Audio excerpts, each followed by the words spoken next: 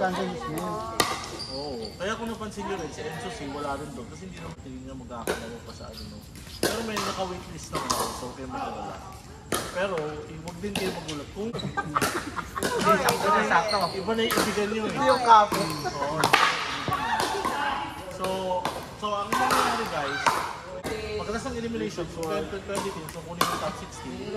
Pag nakuha ng top 16, ano na yan, sudden death game na yan. Sabihin, natalo ka tanggal ka agad. Minsan kaya tumatagal kasi tinuturuan, uy, abanti ka, uy, atras ka. Eh, hindi na kayo namin na rin. Oo, hindi na kayo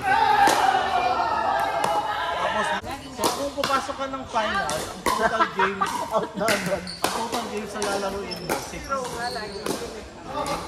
Tapos yun, 10-minute game. Ginahat na pasado dyan. Ganun din nangyari dun sa tournament namin. Sudden death. Huwag mo nga susunod ito ha. Gina! Open court, court 1!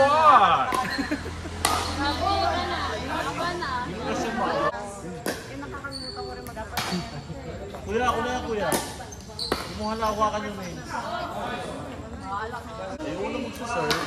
Pag pinili nyo court, pipili kayo ang court nyo yung gamit. Wala na change court yun. Anong court na pinili mo? Ito lang yun, tawag dito official's timeout. Traditional timeout din na gagamit. Kahit may view, nag-review doon, madalas. Ayun, pag may dumaan nga na. Tukol lang naman.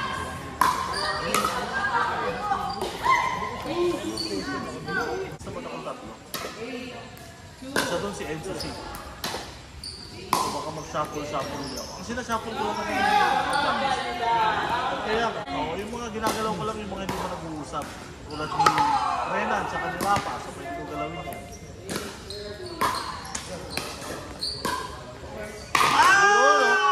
My son!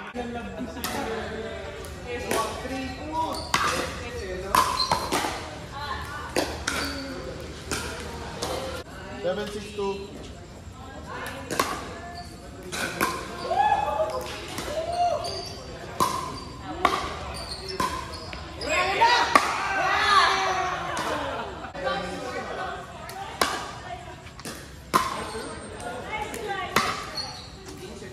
Josh, ay tayo pre.